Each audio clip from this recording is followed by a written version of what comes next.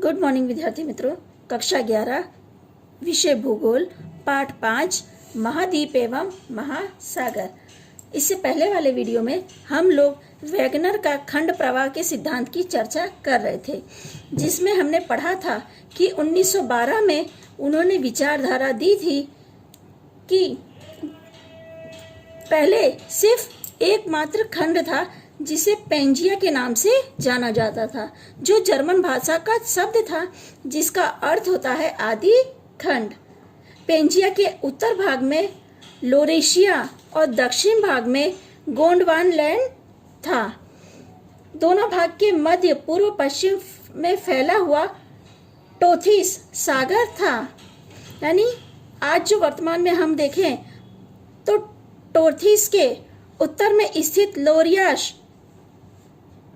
के वर्तमान में उत्तर अमेरिका, यूरोप और एशिया महाद्वीप था, और जो टोथिस के दक्षिण में स्थित गोंडवानलैंड था उसमें दक्षिण अमेरिका, अफ्रीका, दक्षिण भारत, ऑस्ट्रेलिया और एंटार्कटिका महाद्वीप स्थित था।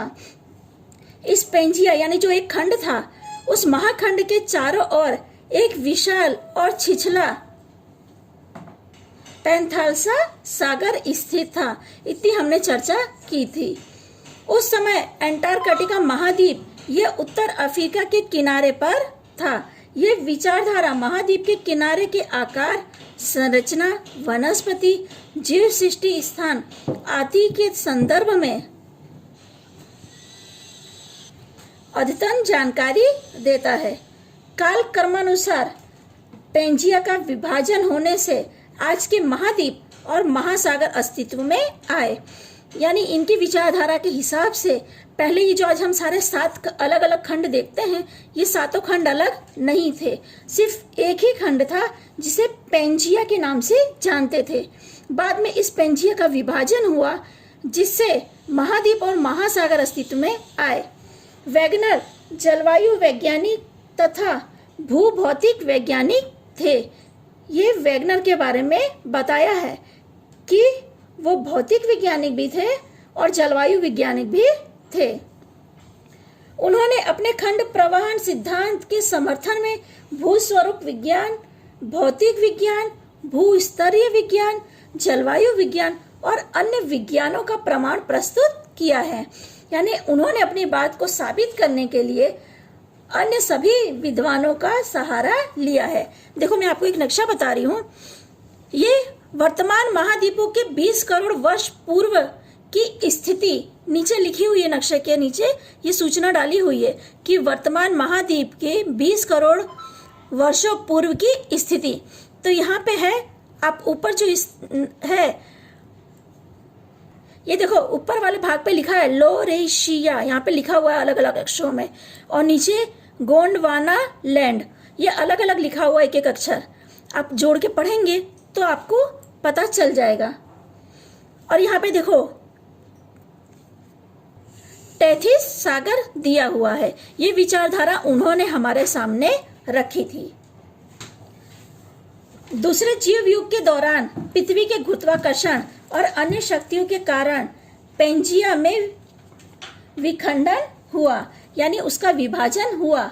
अलग पड़े हुए महाद्वीप अपने नीचे के भूरस पर विशाल जहाज के समान तैर रहे थे। जैसा कि उन्होंने बताया कि पूरा खंड एक था। यहाँ पे अब हम लोग आगे पढ़ रहे हैं कि उसका विघटन यानी उसका खंड हो गया। खंड होने के बाद उसके चारों तरफ विशाल सागर स्थित था, तो वो सागर के ऊपर विशाल जहाज के समान तैर रहा था। इन भूमि खंडों में से अलग हुए कुछ भूमिखंड दक्षिण दिशा की तरफ खींच गए और उत्तर अमेरिका और दक्षिण अमेरिका, यूरोप और अफ्रीका से अलग होकर पश्चिम की ओर खिसक गए। यानी जब विखंडन हुआ तो सारे महाद्वीप जो थे वो अलग अलग भागों में या अलग अलग जगह पे खसकने लगे, क्योंकि यहाँ पे शब्द लिया है कि समुद्र के ऊपर जहाज की तरह तैर रहे थे। यानी जो पेंजिया एक खंड था उसका 7 अलग अलग भागों में विभाजन हुआ और सारे भाग अलग अलग दिशा में खिसक गए। अफ्रीका और यूरोप विषुववृत्त की ओर खिसके तृतीय जीव युग दौरान ऑस्ट्रेलिया और एंटार्कटिका दक्षिण दिशा में खिसकने लगे। यानी समय बीतने पर हुआ है, एक बैग ये घटना नहीं हुई कि एक ही दिन में ये लोग खिसक के अलग हो गए। इसमें दिया द्वितीय जीव युग, तृतीय जीव युग, यानी समय जैसे जैसे समय बीता वैसे वैसे ये घटना घटित होती गई। ये विभाजन होने के बाद भी काफी समय एक दूसरे से दूर खिसकते गए, एकदम से नहीं खिसके कि तेजी से ये लोग दूर खिसक गए, धीरे धीरे तैरते हुए ये खिसके हैं।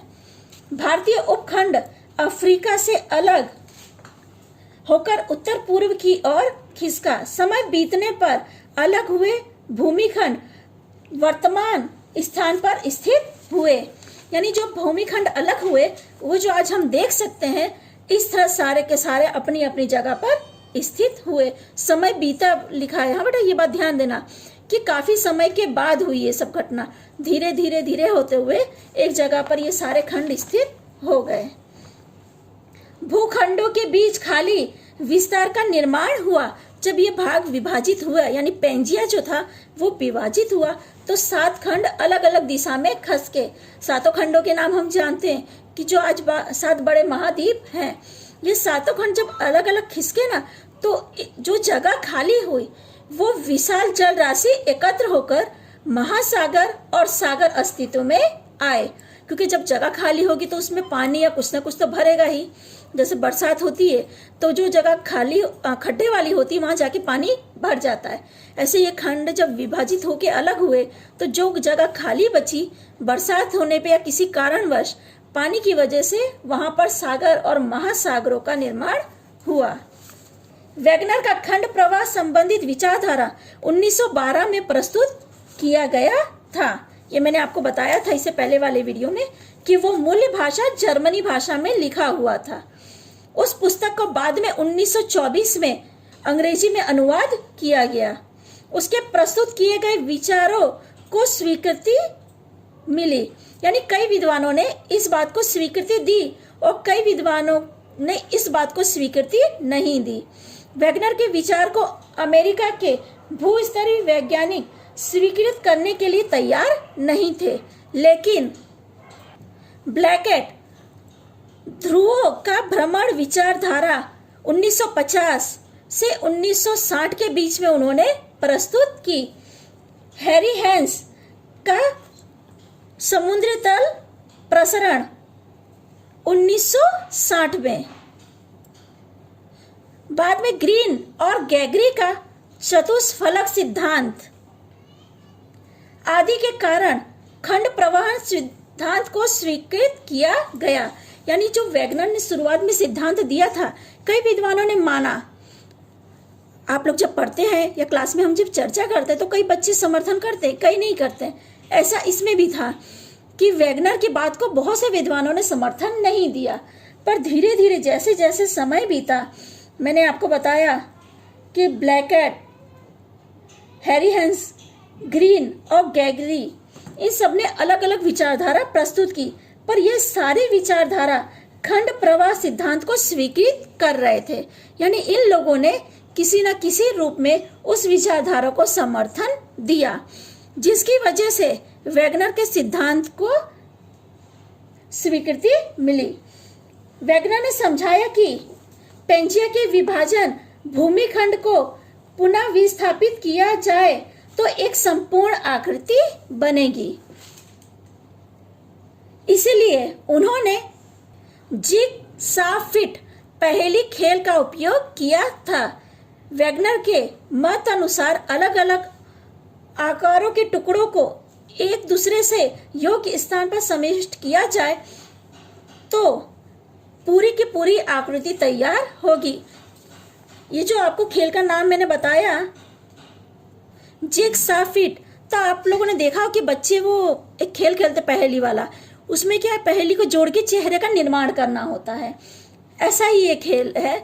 इसमें क्या है, उन्होंने ये समझाने की कोशिश की है कि उसी खेल की तरह अगर हर नक्शे के भाग को जोड़ा जाए, यानी जो 7 भूभाग है उनको जोड़ा जाए ढंग से, तो ये सारे के सारे इकट्ठा होके पेंजिया के रूप में आपको दिखाई देंगे। मैं आकृति से आपको समझाती हूँ। देखो, ये पेंजिया, लोरेशिया और गोंडवाना लैंड विस्थापन के बाद भूमिखंड। ये जो उन्होंने पहले बताया कि पेंजिया यानी कि सारे के सारे जो देश थे वो सारे इकट्ठा थे, धीरे धीरे उनका विभाजन हुआ। यहाँ पे देखो धीरे धीरे विभाजन दिया गया है और यहाँ पे तीसरे नक्शे में आपको पूरे के पूरे भूभाग अलग अलग जगह पर स्थित हैं। वैगनर के अनुसार ये देखो पेंजिया हुआ, पेंजिया यानी सातों खंड इकट्ठा हैं। यहाँ पे पूरे के पूरे खंड इकट्ठा दिखाए गए। यहाँ पे आप देखिए इनका विभाजन हुआ है, पर जैसे यहाँ पे तीर का निशान दिखाया गया है, अगर एक दूसरे के पास इनको रखा जाए या जोड़ा जाए तो ये फिर से सातों के सातों खंड एक साथ इकट्ठा बैठेंगे, यानी एक आकृति की रचना हो जाएगी। जो वैगनर ने हमको बताया कि सातों खंड इकट्ठा हैं, अगर इन सातों भागों को हम जोड़ें तो इस तरह सातों खंड साथ में इकट्ठा बैठ जाएंगे। यहाँ पे भी देखो जो तीसरी आकृति है, तीसरी आकृति में भी उन्होंने यही बताने की कोशिश की है कि अगर ये भाग को इस तरह जोड़ा जाए, देखो भारत को यहाँ पे ऑस्ट्रेलिया के पास दिखाया है, अफ्रीका को यूरोप के पास, उत्तर अमेरिका और दक्षिण अमेरिका को साथ में, तो ये जो किनारे के भाग है अगर जोड़ो तो ये एक दूसरे में अच्छे से फिट बैठेंगे। यानी वैगनर ने जो परिभाषा हमको दी थी कि पेंजिया यानी कि पूरा एक भूखंड था, वो सिद्धांत सही साबित होता है। ठीक है विद्यार्थी मित्रों, यहाँ पे हम चर्चा रोकते हैं, आगे की चर्चा हम लोग अगले वीडियो में करेंगे।